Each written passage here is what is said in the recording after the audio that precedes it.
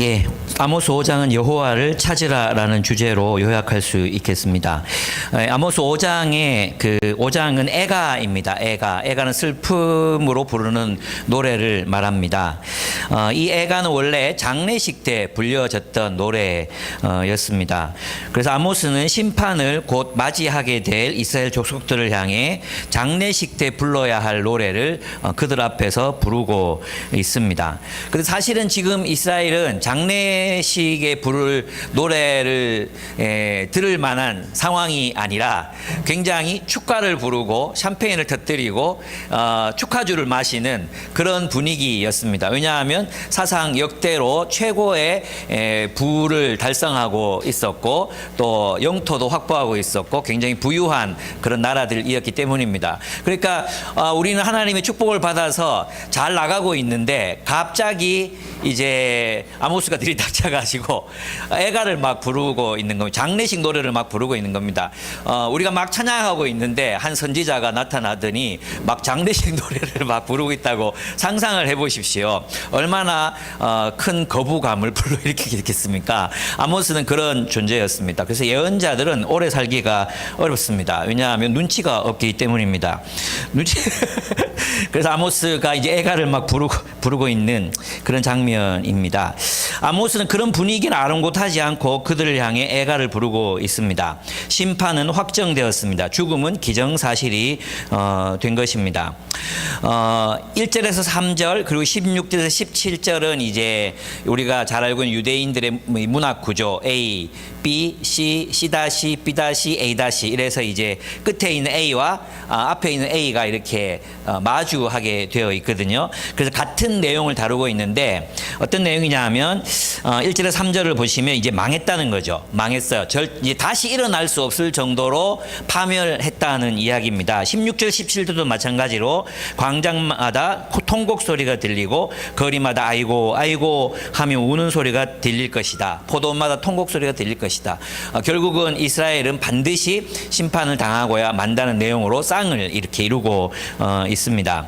1절에서 3절을 보면 아모스는 처녀 이스라엘이 쓰러져서 다시 일어날 수 없구나 이렇게 표현하고 있어요. 처녀 이스라엘.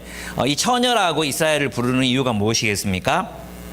그것은 원래 이스라엘은 하나님과 결혼한 관계입니다. 언약을 맺고 하나님께서 남편이 되시고 또 이스라엘은 아내가 되는 결혼한 관계이거든요. 그래서 여러분이 지성소를 보시면 그 지성소 안에는 성소 안에는 지성소가 있잖아요. 그래서 그룹과 또 언약궤가 있는 지성소와 성소가 있는데 이걸 무엇을 표현하느냐 하면 신방을 꾸민 거 신방. 하나님과의 신방을 꾸민 건데 지성소는 신랑이신 하나님의 공간이고 성소는 신부인 이스라엘의 공간이에요. 그래서 거기는 촛대와 떡 있죠. 떡 12덩이가 놓여 있거든요. 12덩이의 떡. 이것은 이스라엘 백성들을 말하는 거거든요. 그러니까 성소를 꾸밀 때부터 하나님께서는 그들이 결혼한 관계, 하나님과 결혼한 관계라는 것을 알려주셨는데 처녀 이스라엘이라고 부르잖아요. 그럼 이건 무슨 뜻일까요? 나는 너와 결혼한 적이 없다는 뜻이에요. 그러니까 너희는 하나님의 언약을 무시하고 나의 신부가 된 적이 없다. 그러니까 뭘 잃어버린 거예요? 고대 사회에서 남편 어떤 존재였어요? 아내, 후견인이자 보호자였잖아요. 그래서 이제 보호자가 없는 이스라엘의 운명을 지금 슬픔의 노래, 애가로 노래하고 있다고 할 수 있습니다.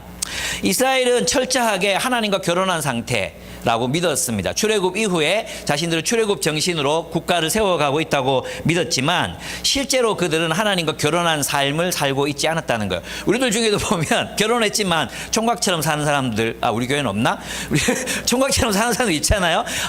하고 싶은 거 뭐 다 하고 사는 그런 간이 배밖에 나온 친구들이 있단 말이에요. 심판이 곧 다가온다는 걸 기억하셔야 됩니다. 네. 그렇습니다. 그들은 하나님의 보호를 받지 못합니다. 하나님은 그들의 아버지도 되지 못하시고 언약을 맺은 신랑도 되지 않으시겠다는 그런 말씀입니다.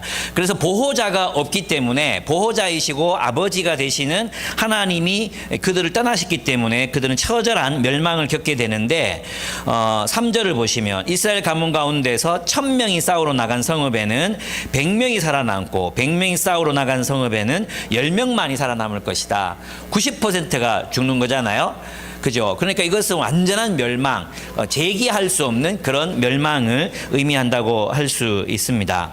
그들은 하나님과 특별한 관계에 있다고 믿었지만, 그리고 하나님이 함께 하셔서 이렇게 행복하고 부유하며 또 번영하는 삶을 살고 있다고 믿었지만, 실상 그들은 하나님과 아무런 관계가 없는 삶을 살고 있었다. 아니, 그들은 하나님과의 언약 관계 완전히 바깥에서 결혼한 상태가 아닌 그런 상태로 살고 있었다는 주장입니다.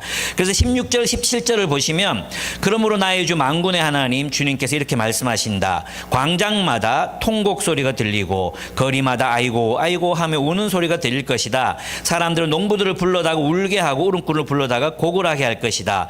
포도원마다 통곡 소리가 진동할 것이다. 내가 너희 가운데로 지나가는 날 이 모든 일이 일어날 거야. 이 지나가는 날, 이게 뭐냐면 6월절, 6월이거든. 6월 지나가는 날. 근데 출애굽 때에 하나님은 그들을 지나치셨잖아요. 6월절에 그 이제 문 지방에 바른 뭐죠? 이 문설주에 바른 어린 양의 피를 보고 그냥 지나가셨는데, 이제 하나님은 그냥 지나가시지 않으시겠다는 결단하십니다. 그냥 지나가시지 않으시고, 내가 지나가는 곳마다 이스라엘의 이집트의 장자들이 다 죽음의 향기를 맛보고 다 죽었던 것처럼, 멸망당한 것처럼, 장자가 죽었다는 건 나라가 망했다는 뜻이거든요. 그래서 내가 너희를 완전히 망하게 하겠다, 이런 어떤 표현이라고 할 수 있습니다. 이 말씀은 사실 마태복음의 우리 주 예수 그리스도의 말씀을 떠올리게 하는 그런 말씀이기도 합니다. 마태복음 7장 20절을 보시면, 나더러 주여 주여 하는 자마다 다 천국에 들어갈 것이 아니요 다만 하늘에 계신 내 아버지의 뜻대로 행하는 자라야 들어가리라, 이렇게 말씀하고 있습니다. 우리는 예수님과 친하다고 생각하고 우리는 예수님으로부터의 구원을 믿습니다. 근데 예수님께서는 뜻밖의 말씀을 하시는 거죠. 뭐라고 말씀하십니까? 나더러 주여 주여, 너희가 나를 주님으로 믿는다고 고백하고 부르고 공식적으로 나를 주라고 이렇게 고백하지만, 실제 너희는 나는 너희의 주님이 아니야, 너희는 나를 메시아로 믿는 게 아니야 라고 하실 수도 있다는 거죠. 무엇을 보고요? 삶을 보고. 그들이 행함, 즉 하늘에 계신 아버지의 뜻대로 행하는 자라야 들어가리라 라고 말씀하셨습니다. 하나님께서 우리에게 성령을 보내신 이유는 우리가 하나님의 뜻대로 행할 수 있게 하기 위해서 성령을 보내셨습니다. 그래서 그리스도인들은 주님을 의지하고 주님의 공동체를 힘입어 또 주님께서 보내신 성령을 따라 살 때에 주님이 원하시는 행위, 주님이 원하시는 행함으로 살아갈 수 있다는 것이죠. 그렇습니다. 그들은 하나님을 사실 잃어버렸어요.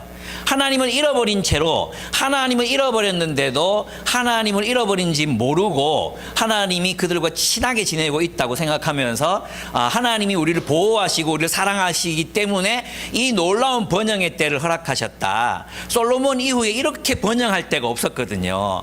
그렇게 번영하게 하셨다라고 그들이 믿었던 것입니다. 얼마 전 우리 한국교회의 위상을 생각해 보시면 됩니다. 세계 2위의 선교 대국, 하나님이 물질적인 축복을 부어주셨고 하나님께서 한국을 사랑하셨다, 한국교회를 사랑하셨다고 외치던 때가 그제 같습니다. 불과 20년 30년이 안 됩니다.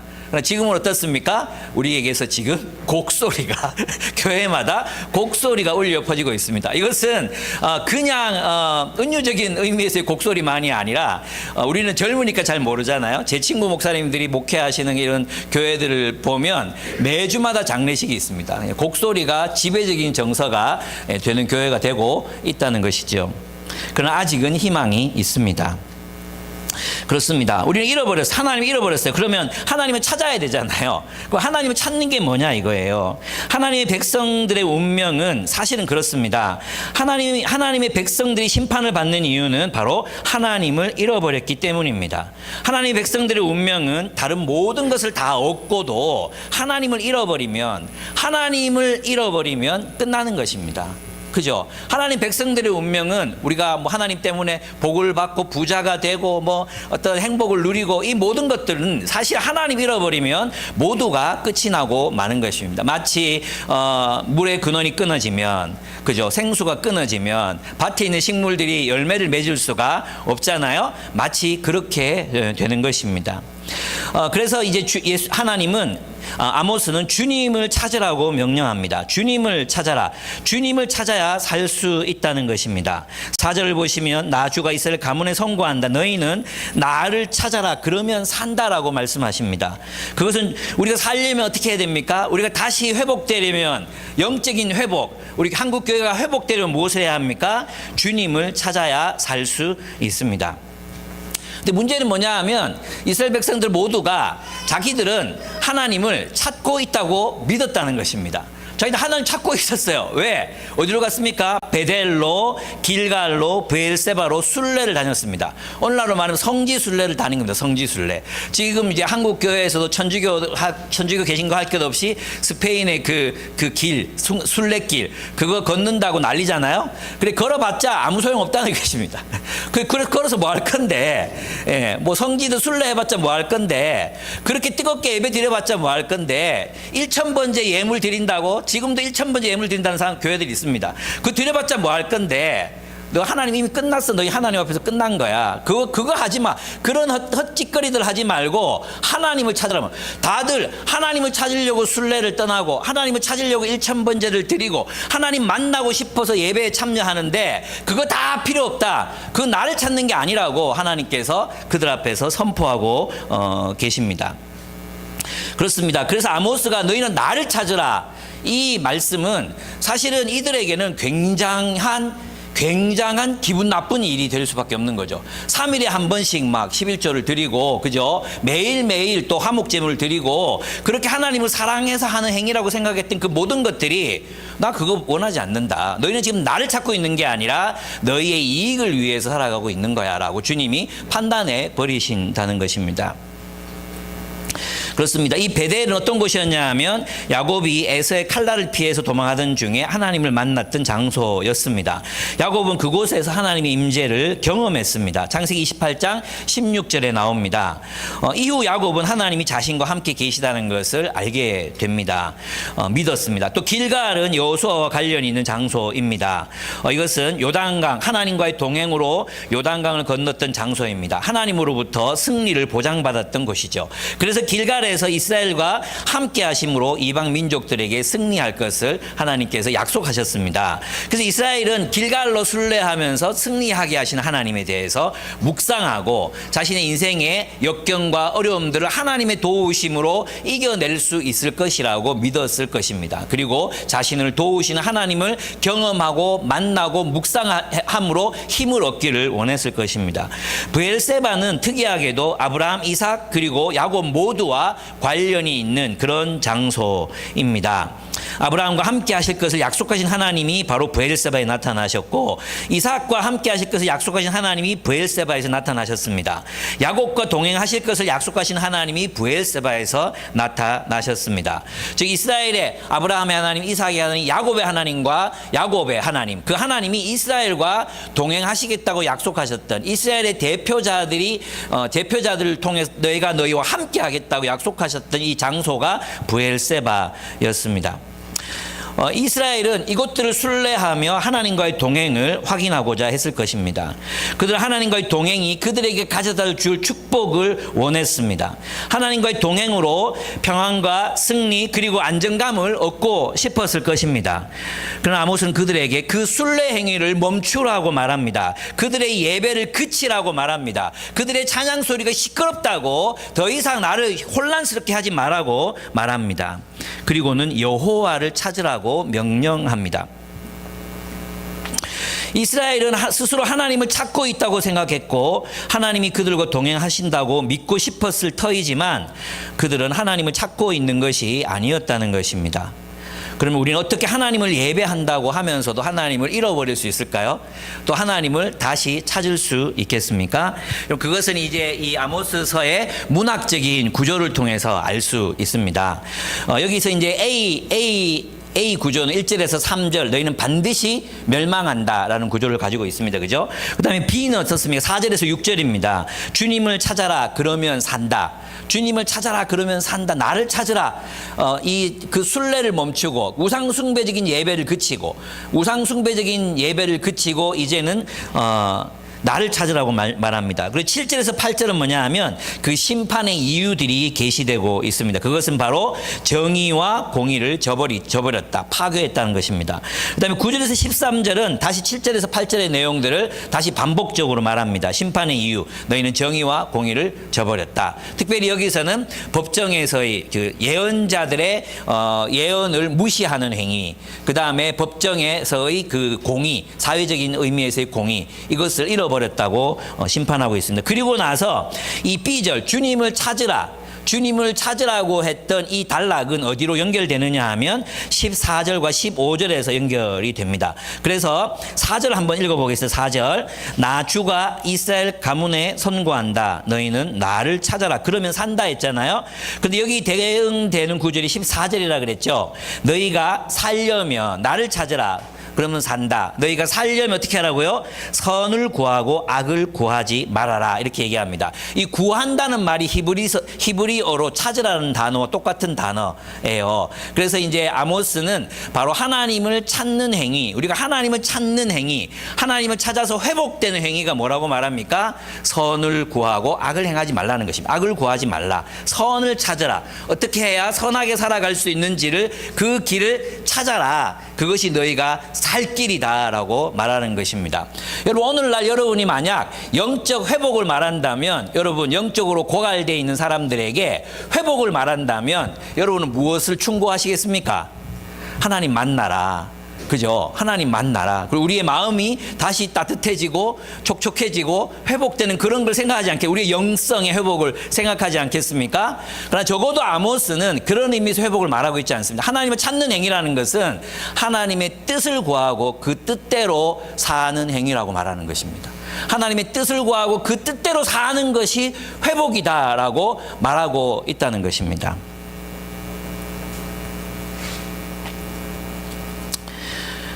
너희가 살려면 선을 구하고 악을 구하지 말라. 너희 말대로 주 만군의 하나님이 참으로 너희와 함께 계실 것이다.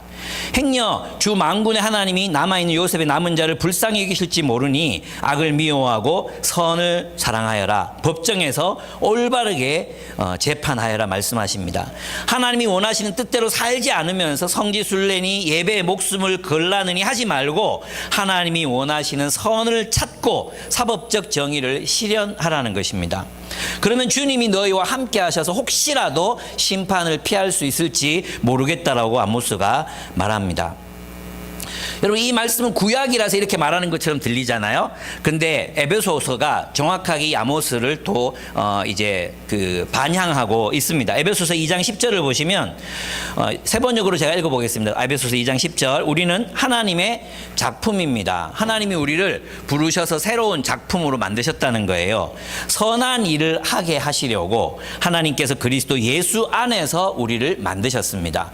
우리는 하나님으로부터 지음받은 새로운 피조물인데, 이 피조물로 새로 지음받은 목적이 뭐라는 겁니까? 선한 일을 하게 하시려고 라고 되어 있어요. 그러니까 우리가 하나님이 원하시는 선한 일, 하나님이 원하시는 그 선한 일을 행할 때 뭐가 일어납니까? 회복이 일어납니다. 하나님을 찾게 됩니다. 하나님과 동행하게 된다는 거예요. 그래서 있잖아요, 하나님을 찾으려면 어디로 가야 됩니까? 기도원으로 가는 게 아니고, 기도원으로 영성 수련 센터로 가는 게 아니라 하나님을 찾으려면 거리로 가야 합니다. 더 낮은 곳을 향해 가야 합니다. 약자들을 향해 나아가서 설거지를 하고 요리를 만들고 그들을 위해서 섬겨야 합니다. 우리의 몸이 하나님이 원하시는 뜻을 행하고 있을 때 비로소 주님께서 우리와 동행하시겠다고 말씀하신 것입니다. 하나님을 찾는다는 것은 그분의 말씀을 따라 하나님이 원하시는 선한 삶, 즉 정의와 공의를 실현하고 실천하는 삶을 사는 것을 말합니다. 다시 말해 영적인 회복이랑, 영적인 회복이 뭐예요? 스피리추얼 리스토어 맞습니까? 이제 괜히 영어 썼다가, 어쨌든 영적인 회복이 무엇입니까? 그리고 하나님과의 관계를 회복하는 거잖아요. 뭐 하나님과의 관계가 어떻게 회복됩니까? 말씀을 따라 사는 삶으로 회복된다는 거예요. 그래서 있잖아요. 많은 영성을 강조하는 뭐 있잖아요. 그런 선교단체인 전총도 있고 이런 사람들을 보면 저는 참 이해가 안 되는 게 뭐냐면 주로 제가 요번에 모교 신대원에 가가지고 이제 뭐 같이 예배 드리고 이랬는데 찬양팀이 찬양 인도하고 잠깐 있다가 사라져요. 할 일이 많다고 또 사라져. 딴 데로 가서 또 찬양이. 저 이런 거 많이 보거든요. 이제 찬양팀이 막 찬양을 열심히 인도하고 말씀을 드려야 되잖아요. 앞자리에 앉아고 다 졸거나 아니면 중간에 다 나가요. 영성을 뭐라고 생각합니까? 하나님을 느끼는 거라고 생각하는 거예요.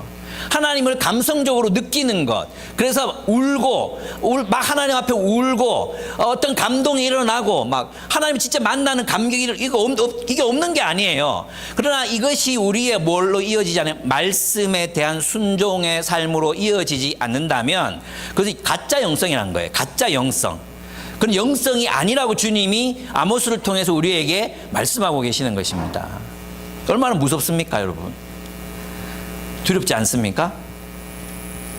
저는 지금 여러분을 야단치거나 혼내고 있는 게 아니고 아모스서가 말하고 있는 톤을 따라서 말하고 있는 거니까 목사님이 오늘 또 뭐에 열받아가지고 저렇게 화를 내시나 이렇게 생각하지 말았으면 좋겠어요. 저는 아모스의 톤을 따라서 여러분에게 이야기하고 있는 겁니다. 이것은 행함이 없는 우상숭배적인 예배. 우상숭배적인 예배가 뭡니까? 결국은 나를 기쁘게 하고 내 마음의 위로가 되고 나에게 어떤 행복을 주는 그런 예배를 우리는 원하지만 하나님 우리의 삶의 예배를 원하신다는 거예요. 너희가 살지 않으려거든 찬양이고 뭐 예배고 다 때려쳐라, 술 내고 다 때려쳐라, 다 나가라, 다 나가라. 시끄럽다. 내가 지금 시끄러워 죽겠다. 우리는 하나님 기뻐하시라고 막 찬양하고 있는데 시끄러워 죽겠다 라고 하나님께서 우리에게 윽박 지르신다는 것입니다. 그렇습니다. 하나님을 찾는다는 것은 그분의 말씀을 따라 하나님이 원하시는 삶, 공의와 정의를 실현하고 실천하는 삶입니다.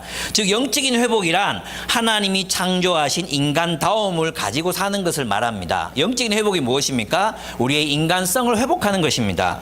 이것은 무엇입니까? 하나님이 우리를 창조하시고 이는 내 뼈 중에 뼈요 살 중에 살이라고 했던 그 존재적 연합, 그 코이노니아적인 삶으로 하나님이 우리를 부르신다는 거예요. 이게 인간이라는 거죠. 인간은 하나님의 형상을 따라 지음받았습니다. 하나님의 형상이 무엇입니까? 그것은 공동체였습니다. 공동체. 이는 내 뼈 중에 뼈요 살 중에 살이라고 하는 코이노니아, 존재적 연합. 그 존재적 연합 가운데서 살아가는 삶이 하나됨이, 그리고 정말 네가 아플 때 나도 아프고 네가 웃을 때 나도 미소 지어지고 네가 웃을 때 나도 웃음 지어져. 그런 존재적인 연합, 타인의 고통에 연대하고 공감하고 그 고통을 덜어주기 위해서 애를 쓰고 그들의 기쁨에 참여하고 그들의 기쁨이 배가 될 수 있도록 하는 것, 그 존재적 연합. 너의 기쁨이 나의 기쁨이고 너의 고통이 나의 고통이라는 것, 바로 이것이 하나님이 우리를 창조하셨을 때 인간의 형상이자 모습이라는 거예요. 이것을 회복하라는 거예요. 이것이 회복되지 않은 채로 백날 예배드리고 순례하고 뭐 금식기도 하고 뭐 1000번제를 드려봐라, 아무 소용없다. 그럼 하나님을 가까이 하려면 하나님의 아는 말씀, 우리가 알고 있는 그 말씀부터 순종해서 살아라. 아모스는 우리에게 그렇게 가르치고 있는 것입니다. 즉 하나님이 원하시는 삶, 영성의 회복이란 고통받는 자들과 공감하고 그 고통에 연대하고 그 고통을 위로하는 삶이라고 할 수 있습니다. 이것이 그리스도인의 삶입니다. 이것이 하나님이 원하시는 영성입니다. 이것이 영적인 회복입니다. 하나님을 만나는 기쁨, 하나님을 만나는 감격, 감동, 눈물, 이것을 회복했다고 하더라도 고통받는 사람들의 눈물에 연대할 마음이 없다면 우리는 점점 죽어가고 있는 거죠. 여러분 아시죠? 우리가 돈이 많아지고 권력이 높아지고 지위가 높아지면 자연스럽게 소멸되는 게 뭔지 아십니까? 공감 능력이 사라져요. 여러분 희한하게도 지위가 높아지잖아요. 지위가 높아지면 공감 능력이 사라진대요. 그래서 우리는 절대 지위가 높아지면 안 돼요. 우리 절대 높은 자리에 올라가면 안 돼요. 높은 자리에 가서도 항상 어디를 내려다봐야 돼요? 저 밑을 바라보며 살아야 돼요. 고통받는 사람들과 한 패거리가 돼서 살아야 되는 거예요. 아시겠죠? 근데 우리 자꾸만 우리는 뭐 합니까?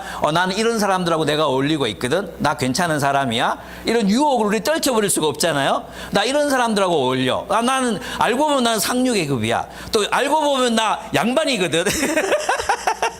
저는 그래서 그 이후로부터 우리 집은 쌍놈일지 모른다는 생각을 하면서 그 쌍놈이 아닐까? 그러면서 그걸 자부심으로 갖기로 저는 마음먹었습니다. 여러분 대부분 한 80%는 다 쌍놈일걸요? 진짜 양반들 별로 없을걸요? 근데 우리는 자꾸 높아지려고 한단 말이에요. 높은 사람들과.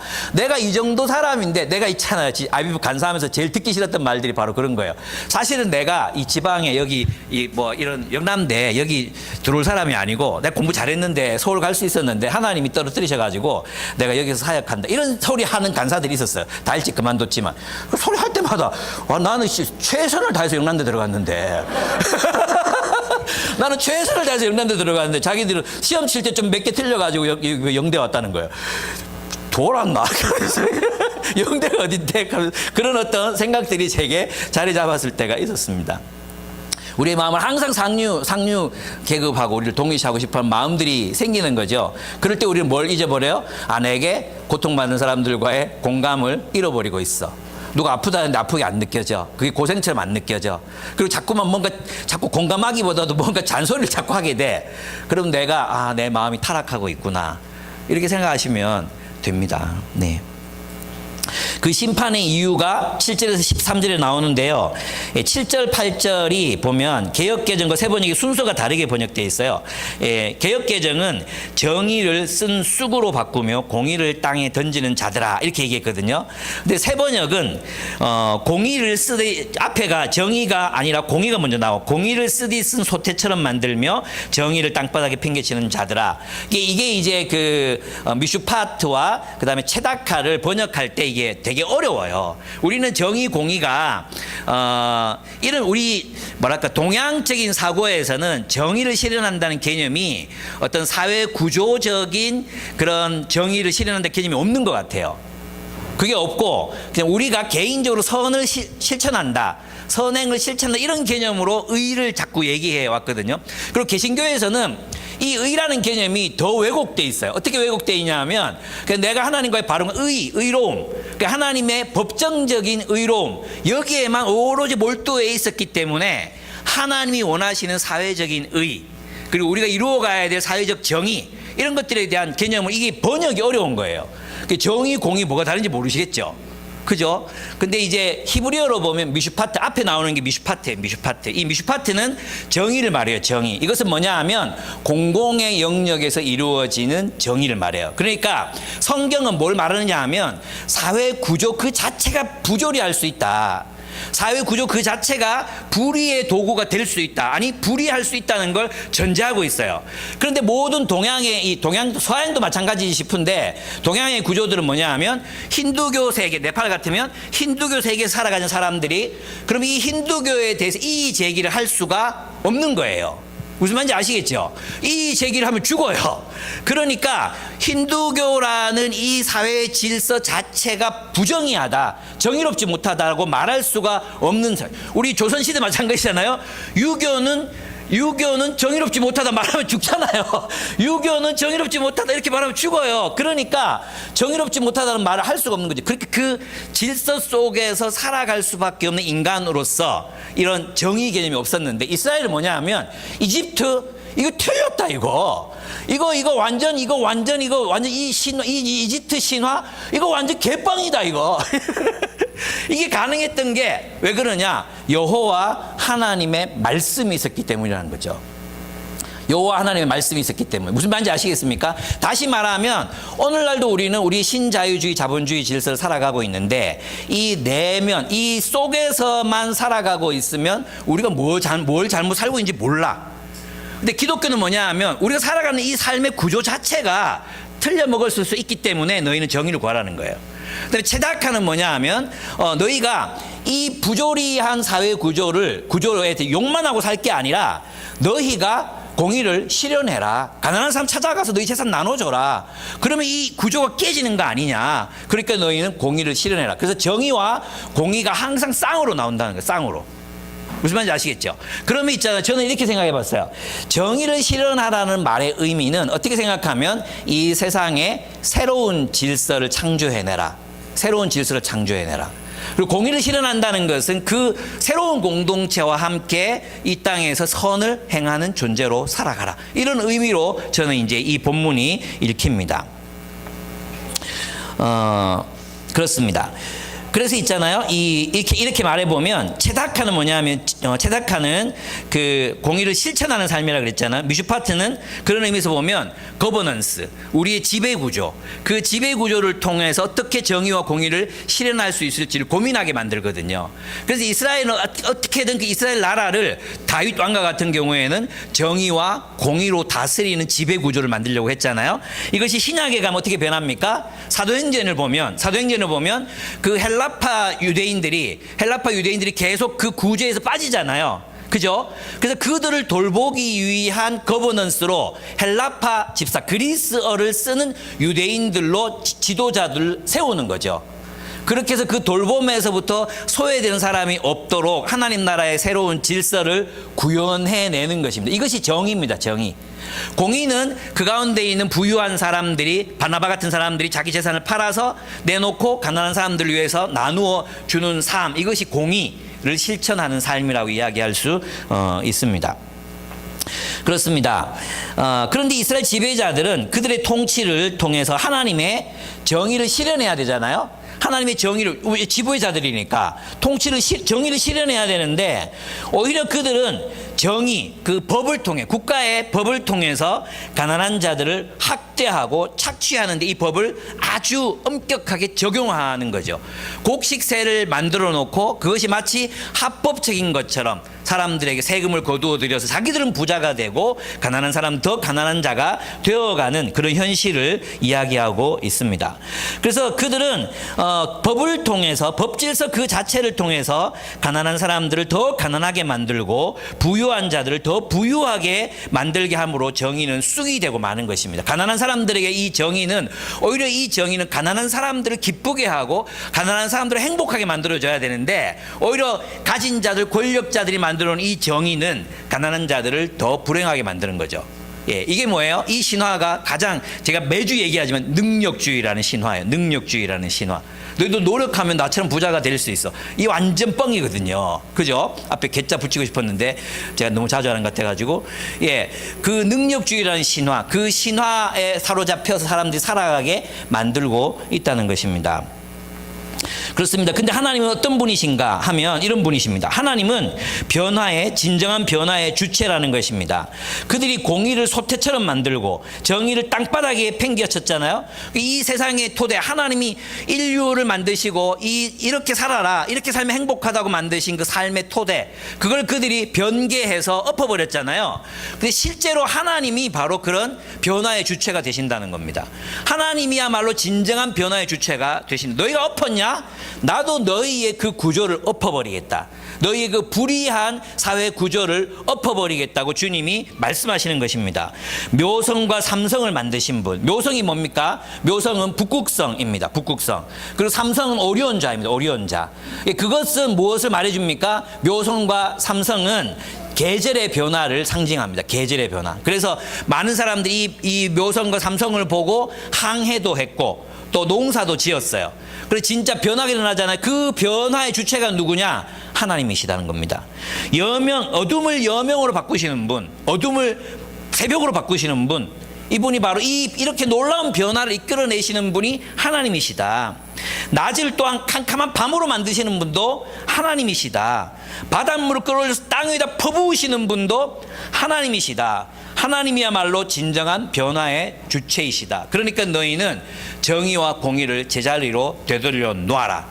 제자리로 되돌려 놓지 않으면 너희가 지금 살아가고 있는 그 불의한 토대들을 내가 뒤엎어 버리겠다. 그냥 갈아엎어 버리겠다. 이렇게 주님이 말씀하고 계십니다. 다시 말해 하나님은 혁명의 주체라는 겁니다. 하나님께서 진정한 혁명의 주체. 그리고 진정한 혁명은 십자가를 통해서 일어나게 되는데 우리가 생각하는 그런 피해 혁명이 아닙니다. 그 진정한 혁명은 사랑의 혁명이었고 용서의 혁명이었고 희생과 섬김의 혁명이었습니다. 예수께서 그것을 그 진정한 혁명이 십자가에서 어떻게 일어났는지를 우리에게 보여주신 분이십니다. 그러므로 그는 혁명의 주체, 하나님은 온 세상 질서를 뒤집어 엎으실 수 있는 분이시기 때문에 우리는 그분에게 희망을 둘 수 있습니다. 하나님이 역사의 주체이십니다.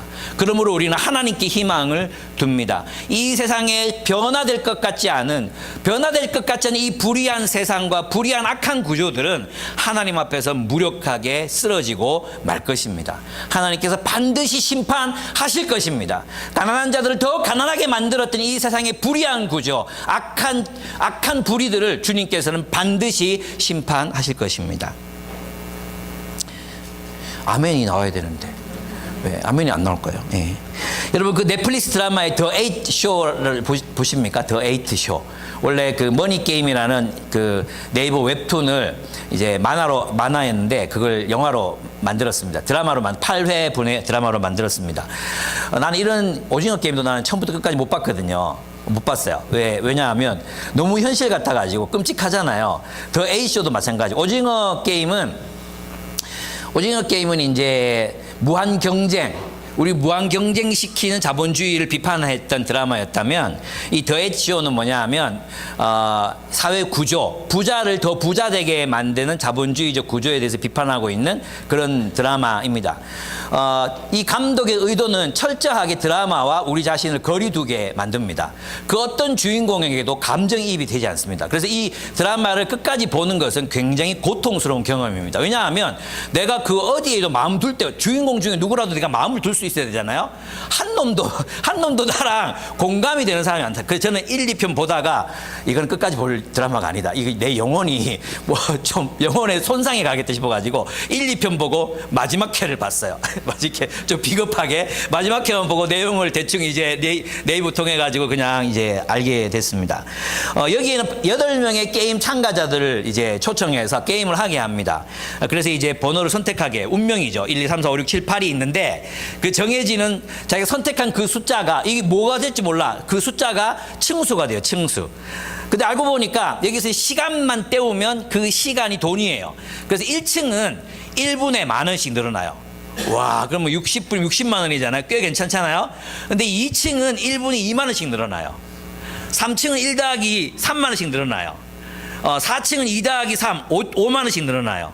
예, 그렇게 해서 제일 꼭대기 8층은 1분에 34만 원씩 막 늘어나는 거예요. 가만히 있어도 얘는 돈이 막 계속 많아져. 근데 이 8층을 누가 차지하느냐 하면 그 중에 상또라이가 이걸 차지하게 돼요. 그래가지고 모두가 이제 어려워지는데 정말 이 드라마가 이제 기발한 게 뭐냐 하면 그들이 여기서 살아가면서 제일 힘들게 겪고 있는 고통이 뭐냐 하면 배변 문제였어요. 배변 문제. 방 안에 화장실이 없는 거예요. 화장실 어디 처리를 해야 되잖아요. 그래가지고 각기 자기 방에 그냥 이제 두는 거야. 그렇게 하다가 시간이 늘어나야 돈이 늘어나잖아요. 그 시간을 늘리기 위해서 뭘 해야 될까 고민을 했는데 어떤 사람이 발견을 했는데 계단을 올라가니까 이게 시간이 늘어나더라. 그래서 그 8명이 계단을 막 오르락내리락 해. 근데 안타깝게도 1층에 사는 사람은 이게 다리를 다쳤어.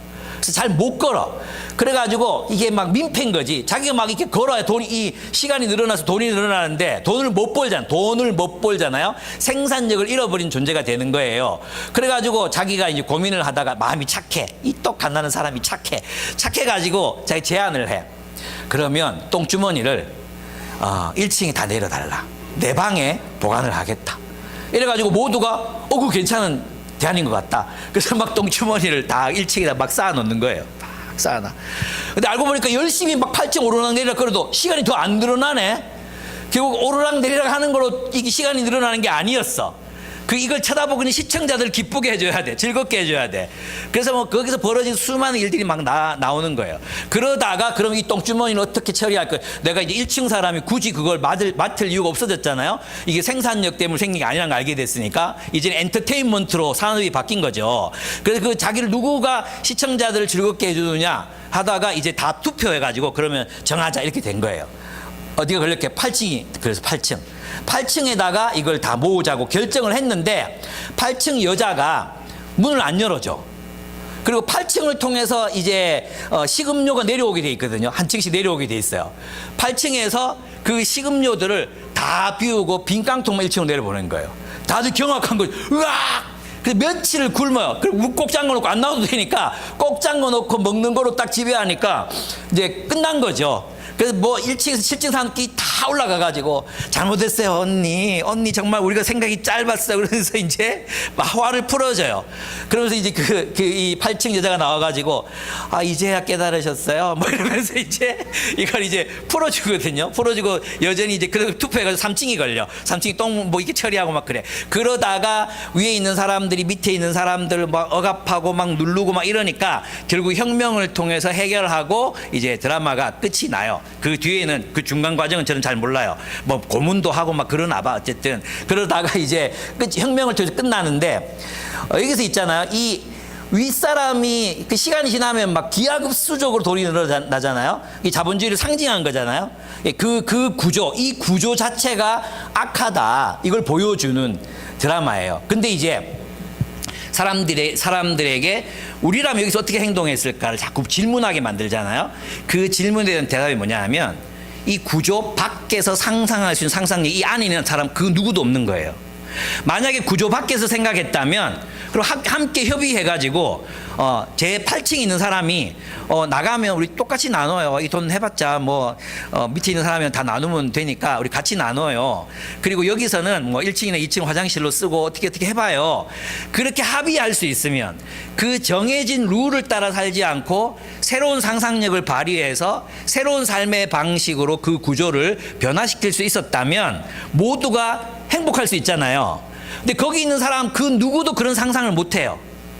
그리고 끝까지 그런 상상을 하지 못하도록 감독이 그냥 딱 차단해놔요. 제가 볼 때 한예린 감독은 그게 의도인 것 같아요. 이 구조 자체를 그냥 두고 모두가 행복해질 수 있을까라고 질문하는 거죠. 근데 만약 이 구조를 바꾸는 것이 정의라면 공의는 뭐겠어요? 8층에서 내려보내는 거죠. 음식도 내려보내고 재산도 나누고 모두가 그래서 행복하게 삽시다. 7층 6층 협조합시다. 그래서 저 1층 사람이 자기 딸내미가 아파가지고 돈이 필요하대. 그러니까 우리 그건 돈 주면 안 되냐 이러면 되잖아요. 그죠? 그게 공의의 실천이라는 것입니다. 공의의 실천. 그래서 공의는 어떻게 생각하면 우리가 공의를 실천할 때 가난한 자와 약자들을 돌아보게 될 때 기존의 구조는 어떻게 됩니까? 무력해져요. 힘을 잃어버리는 거죠. 그리고 이 구조를 넘어서서 상상할 수 있으면 뭐가 필요합니까? 그게 바로 월터 브루그만이 얘기했던 예언자적 상상력이 필요하다는 것입니다.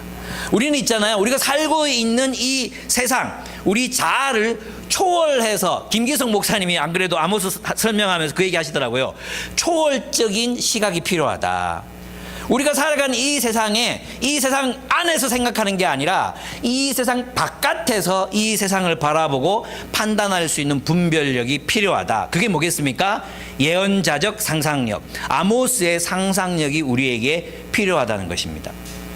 그것이 우리를 새로운 질서를 창조하게 만들고 우리를 공의의 삶을 살아갈 수 있도록 해서 모두가 행복한 새로운 공동체를 이 세상에 창조하는 힘이고 능력이라는 것입니다.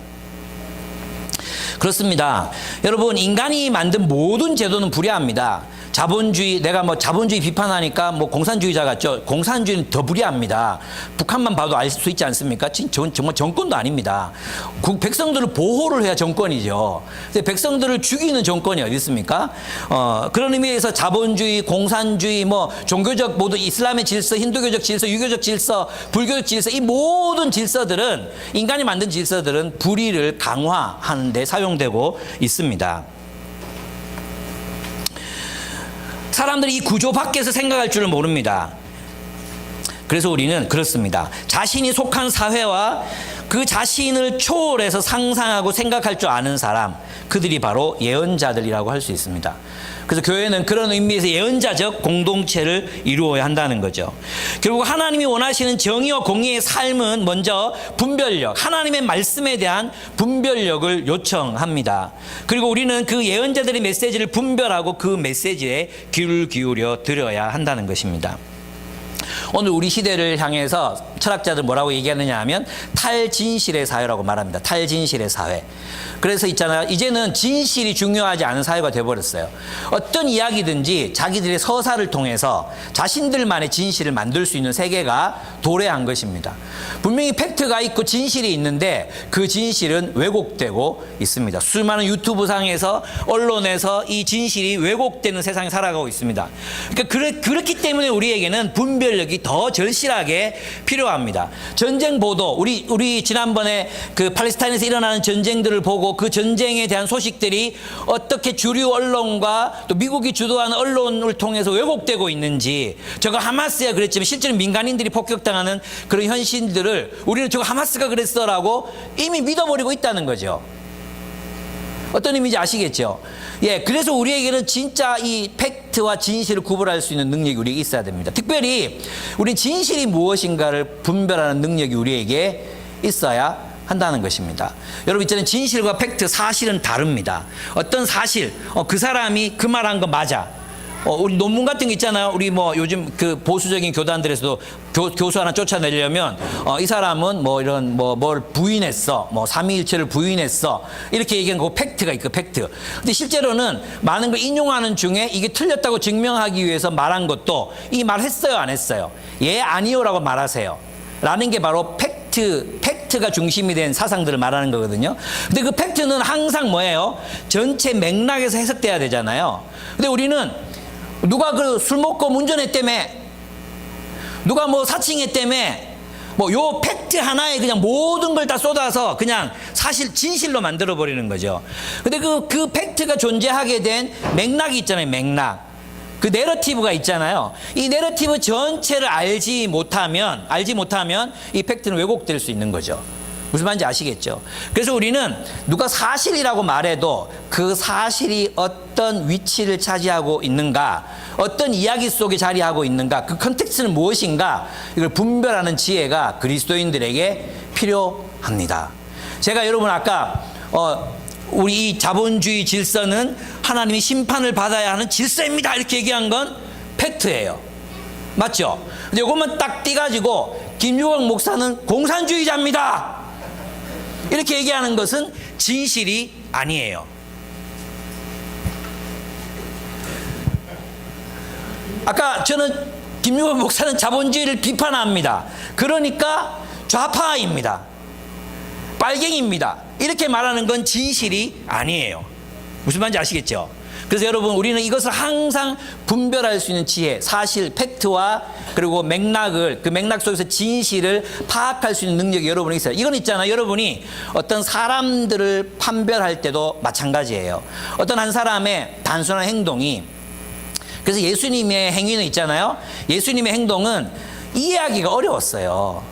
그냥 보면 율법 파괴자, 성전 파괴자, 기존 질서 파괴자로 보일 수밖에 없는 거죠. 바울의 행동도 마찬가지였고, 여러분 우리가 바울이 어떨 때는 뭐 할례 받았다가, 뭐 어떨 때 받지 말았겠다가, 할례 받는 일에 받지 말라고 목숨을 걸었다가, 어떨 때는 또 막 자유롭게 받고 막 그러잖아요.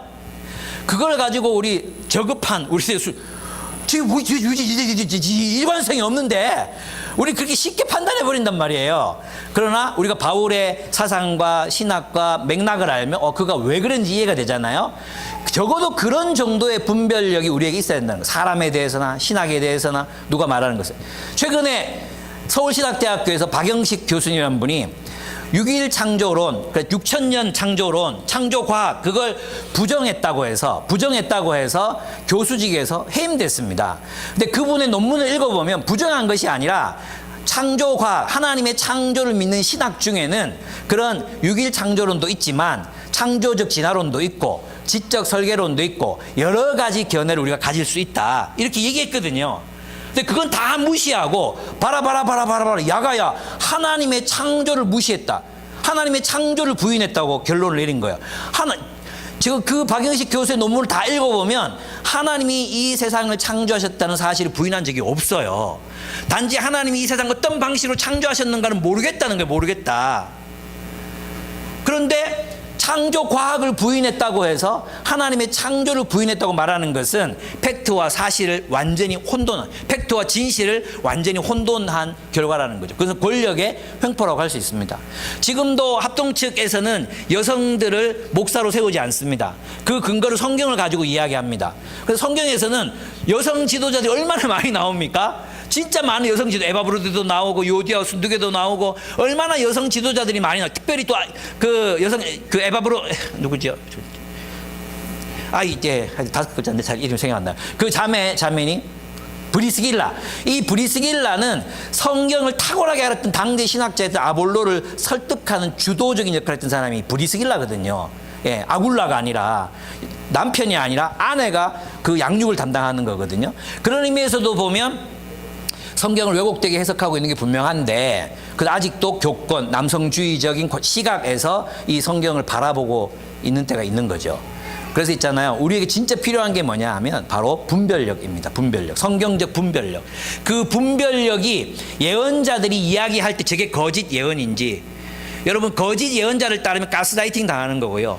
진짜 하나님의 말씀을 정말 겸손하게 알리는 사람들이 있다면 우리가 그 진리에 대해서 들어야 된다는 거죠. 그 성문에서 외치는 자의 소리를 들어라. 그가 목회자든 평신도든 상관없어요.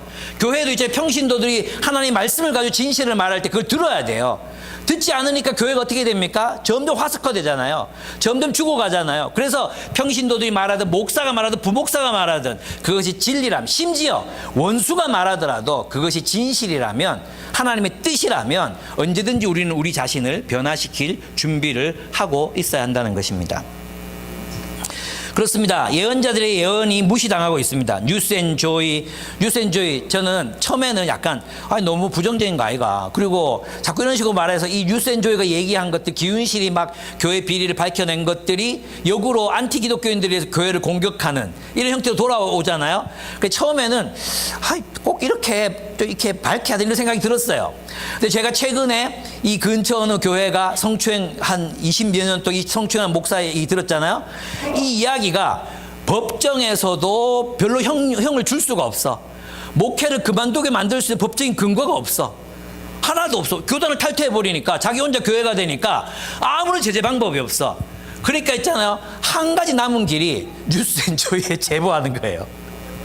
언론을 통해서 제보하는 길밖에 없는 거예요. 무슨 말인지 아시겠습니까?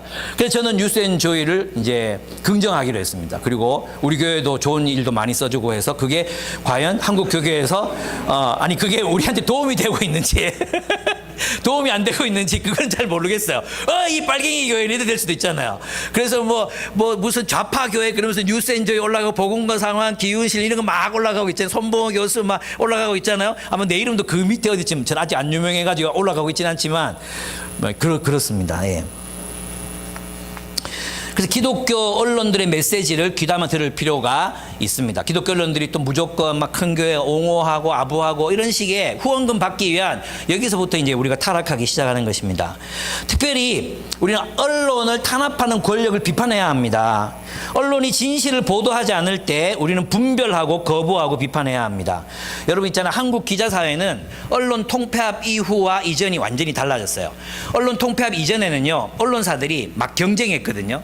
경쟁했고 진실을 보도하려고 애를 많이 썼어요. 근데 누가 언론 통폐합했습니까? 전두환이가 있어요. 전두환이가 언론을 통폐합하면서 뭐 했는지 아십니까? 기자 수를 줄이고 1인당 연봉을 1억씩 줬어요. 무슨 말인지 아시겠습니까? 그러니까 이제는 있잖아요. 이 언론사를 누가 가지고 있습니까? 건설사들이 가지고 있어요. 건설사들. 대부분의 중요한 언론사들을 다 건설사들이 가지고 있습니다. 건설은 있잖아요. 건설 쪽은 부정한 돈을 이렇게 합법적으로 만드는데 가장 유용하고요. 건설사들이 언론을 가지고 있으니까 모든 진실들을 통폐합해서 이거 막을 수 있습니다. 근데 우리는 그럼에도 그런 언론의 이야기를 귀담아 듣는 거예요. 그래서 있잖아요. 예전에는 젊은 기자 이러면 패기가 있잖아요. 패기. 이 불의하다. 내 목을 따라 막 그러면서 막 필화 사건 막 하고 찌라시 넣어가지고 막 돌리고 막 그랬잖아요. 그리고 잘리기도 하고 그랬잖아요. 지금은 기자들 자체가 계급이 높아요. 다 강남 출신이에요. 언론고시라고 들어봤죠. 언론고시. 돈 없으면 이제는 그 언론고시 패스도 못해요. 예, 꼭 과외해야 되는데 그죠? 그러니까 우리가 지금 뭐 조중동이니 어떤 이 언론들이 이야기하는 거 다 진실이라고 믿으면 안 돼. 분별을 해야 돼. 다시 팩트 체크를 하고 확인하고 찾아봐야 돼요. 그런 언론들을 거부하고 비판해야 됩니다. 그리고 자기들에게 불리한 이야기를 했다고 세무조사 막 집어넣고 그런 언론인들을 활동하지 못하도록 만들고 이렇게 하는 정권은 하나님의 심판을 반드시 받을 것입니다. 그렇습니다. 그리고 유튜브의 극단적인 주장들. 우리 유튜브는 그렇지 알고리즘이 있어가지고 한번 딱 띄우면 비슷한 게 계속 뜨잖아요. 근데 그 세계가 전부인 줄 알게 되는 거예요. 그 유튜브, 극우 유튜버 혹 극단적인 좌파 유튜버가 말하는 그 세계가 전부인 줄 알게 되는 거죠. 그 알고리즘. 그거 우리는 깨야 됩니다. 예. 그렇습니다. 그래서 정의는 이 지배구조 자체가 정의를 실현할 수 있도록 만들어가는 것이고, 공의는 8층 사람이 자신의 돈을 풀어서 아래층 사람을 돌보는 것이라고 할 수 있습니다. 무엇이 정의와 공의입니까? 또 무엇이 여호와를 찾는 것입니까? 미가서 6장 6절에서 8절. 요즘 이 찬양 우리가 많이 못 들어본 것 같아요. 내가 주님 앞에 나아갈 때 높으신 하나님께 예배를 드릴 때 무엇을 가지고 가야 합니까? 번제물로 바칠 1년 된 송아지를 가지고 가면 됩니까? 수천 마리의 양이나 수만의 강줄기를 채울 올리브 기름을 드리면 주님께서 기뻐하시겠습니까? 내 허물을 벗겨주시기를 빌면서 내 맏아들이라도 주님께 바쳐야 합니까? 내가 지은 죄를 용서하여 주시기를 빌면서 이 몸의 열매를 주님께 바쳐야 합니까? 너 사람아, 무엇이 착한 일인지 주님께서 이미 말씀하셨다. 주님께서 너에게 요구하시는 것이 무엇인지도 이미 말씀하셨다. 오로지 공의를 실천하며 인자를 사랑하며 겸손히 내 하나님과 행하는 것이 아니냐라고 말씀하고 계십니다. 하나님과 동행하는 것은 바로 하나님이 원하시는 삶을 사는 것입니다. 이것이 하나님을 찾는 길입니다. 하나님 앞에서 정결하고 더러움이 없는 경건은 곧 고아와 과부를 그 환난 중에 돌보고 또 자기를 지켜 새 속에 물들지 아니하는 그것이니라 하셨습니다. 그렇습니다. 그들은 자기 집을 다듬은 돌로 건축합니다. 왜요? 안전하려고요. 그들은 포도를 심었습니다. 왜요? 쾌락을 추구하려고요. 이것이 어쩌면 우리들의 모두의 욕구일지도 모릅니다. 안전한 삶, 그리고 즐거운 인생. 안전하고 즐거운 인생. 그것을 불의한 방법으로 그것을 추구하려고 했던 것이죠. 그러나 그래서 주님께서 말씀하시면 너희가 이웃을 돌보지 않은 채, 고통에 공감하지 않은 채, 고통받는 사람들과 연대하지 않은 채 너희가 너희의 삶을 안전하게 지키려고 하고 너희가 즐거운 인생을 살려고 한다면 그것은 하나님의 심판을 받게 될 것이라고 말씀합니다. 세이야가 쓴 불로소득 시대의 부자들의 정체는 이렇게 말하고 있습니다. 우리는 끝없는 탐욕이 아니라 충분함을 토대로 작동하는 경제가 필요하다. 끊임없는 탐욕이 아니라 충분함, 이미 충분하다. 충분함을 토대로 작동하는 경제가 필요하다. 사회가 평등하면 평등할수록 모든 사람이 자신의 역량을 발전시키고 상호 존중과 공공선, 연대, 배려 등의 감각을 개발할 수 있으므로 그런 사회는 그 자체로 바람직하다. 그러나 우리가 극심한 생존 경쟁에서 매우 불평등한 지위들을 놓고 경쟁해야만 하는 압박을 계속 받는다면 그런 일은 불가능하다라고 말합니다. 여러분, 오늘 우리는 이 말씀을 통해서 이 새로운 하나님의 질서를, 정말 하나님이 원하시는 새로운 질서를 창조하라는, 정의를 실현하라. 그 정의를 실현하는 공동체가 바로 교회입니다. 다만 공의가 물처럼 흐르게 하고 정의가 마르지 않는 강처럼 흐르게 하라. 주님이 말씀하십니다. 여러분, 우리 이 교회 공동체의 거버넌스가, 이 교회 공동체의 지배 체제가 우리는 어떻게 되어야 된다는 겁니까? 약한 자를 돌보고 가난한 자를 섬기고 그렇게 계속해서 끊임없이 다른 사람들을 돌보는 공동체로서 기능해야 된다는 거예요. 우리에게 피로감이 있죠. 저기도 그래요. 또 누가 도움이 필요한 사람들이 발견되면 또 헌금해야 되는데, 이런 피로감이 있잖아요. 여러분, 없습니까? 나는 있습니다. 예, 저는 굉장히 피곤합니다. 그런 일을 겪을 때. 또 얼마 전에도 몇 분이 또 외부에 있는 분들이 전화 오셔가지고 제가 새로운 사역을 시작했습니다. 도와주십시오. 이렇게 얘기하는데 뭐라고 대답하겠습니까? 못합니다. 이렇게 말할 수 없잖아요. 최선을 다해 돕겠습니다. 이렇게밖에 말할 수가 없었어요. 저랑 친한 분이고 또 그 사람이 왜 고난을 받고 있고 어쩌다가 목회직을 내려놓게 됐는지 알기 때문에 도와야죠. 어쩌면 있잖아, 우리는 우리에게 들려오는 그 고통의 소리에 우리가 귀를 기울이고 그 사람이 하나님이 나한테 보내셨잖아. 저는 그런 생각했어요. 룻이 우연히 보아스의 밭에 도달하잖아요. 우연히. 그죠? 우연히 보아스의 밭에 가잖아요. 근데 보아스는 그 우연히 자기 밭에 온 룻을 어떻게 합니까? 쫓아냅니까? 딴 데 가라! 나는 네 친척도 아니고 딴 데 가라! 이렇게 할 수도 있잖아요. 어디 이방 여인이 우리 땅을 더럽혀! 이렇게 할 수도 있잖아요. 환대하잖아요. 환대. 저는 그것이 교회여야 한다고 생각합니다. 그것이 새로운 질서를 창조하는 방법이라고 저는 생각합니다. 그리고 우리의 힘이 있다면 힘이 닿는 대로 가난한 자와 약자들을 돌보는 인생을 살아가는 것입니다. 우리 마음을 알았는지 갈라디아서에서 바울이 이렇게 말합니다. 우리가 선을 행하되 낙심하지 말지니 피곤하지 아니하면 때가 이름에 거두리라. 그러므로 우리는 기회 있는 대로 모든 이에게 착한 일을 하되 더욱 믿음의 가정들에게 할지니라. 아멘. 예, 이것이 우리 교회입니다. 우리는 이렇게 살 것입니다. 그래서 이제 이 말씀을 묵상하면서 절망감이 느껴졌습니다. 언제까지 이렇게 살아야 돼요? 죽을 때까지. 언제까지 이렇게 나누면서 살아야 돼요? 돈이 있는 한. 예, 그런 생각이 들었습니다. 물론 제 말을 극단적으로 들으시지 말기를 바랍니다. 여러분, 아이들을 위한 복지, 아이들에게 좋은 추억을 만들어주는 일, 여러분 부모로서의 의무예요. 의무. 그거 다 포기하고 옛날 누가 그랬던 것처럼 정말 막 자기 자식들은 뭐 거지처럼 키우면서 남들 퍼주는 거는 뭐 또 잘해. 그래서 결국은 자기도 나중엔 자살하고 그 딸들도 결국은 아버지 없는 불행한 인생을 살게 만든 사람이 있었거든요. 제 모교에서 있었던 일이에요. 그렇게 살라는 게 아닙니다. 아시죠? 어떤 뜻인지.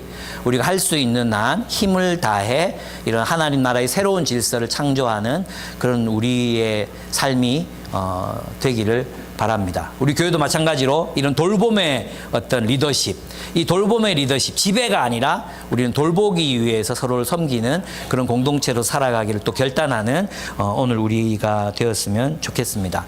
한 가지만 말씀드리겠습니다. 좀 시간이 지났지만 저도 바빠요. 우리 마음의 법정, 여러분의 마음 안에 있는 법정, 그 법정은 정의로운가? 그 정의롭다는 게 뭐겠습니까? 고통받는 자와 나의 마음이 연결되어 있는 거, 이런 뜻이겠죠. 근데 우리 마음의 법정은 어떠세요? 어떤 심판을 내리고 판단을 하고 결정을 내릴 때 우리 마음의 법정에서는 어떤 일들이 일어나고 있습니까? 사실 우리 마음의 법정이라는 것이 우리가 사회화된, 우리가 배운 어떤 세상 혹은 교회의 법정이 우리 마음 안에 들어와 있는 거잖아요. 그죠? 그 상호작용을 통해서 우리가 마음의 법정을 세웠단 말이에요. 그 마음의 법정은 과연 예수 그리스도의 마음처럼 너그럽고 용서가 가득하고 헤세드적 사랑이 넘치고 어떻게 하면 남을 돌볼 것인가를 생각하는 그런 정의로운 법정이 되고 있는가? 여러분, 우리 스스로를 한번 돌아보기를 또 바랍니다. 우리 함께 기도하겠습니다. 네, 주님을 찾으라. 그러면 살 것이라고 주님 말씀하셨습니다. 우리의 삶이 하나님을 찾는 예배도 정말 중요합니다. 하나님을 찾고 하나님 만나고 하나님 말씀 들어야 됩니다. 뿐만 아니라 그 말씀대로 살아가기를 애쓰라고 말합니다. 우리의 예배가 혹시라도 나를 기쁘게 하기 위한 우상 숭배적 예배가 되고 있지는 않은지 우리 자신을 돌아보고 또 주님을 찾으라고 말씀한 선을 찾으라, 선을 구하라, 정의와 공의를 실현하라, 정직하게 말하는 자들의 말을 듣고 또 이 우리의 세상 구조, 이 사회 구조 속에 하나님의 정의를 실천하라고 하시는 이 말씀을 우리가 기억하면서 어떤 부분에서 한 가지 실천을 해야 할지 또 어떤 부분에서 순종해야 될지 고민하면서 한번 기도 드렸으면 좋겠습니다. 함께 기도하시겠습니다.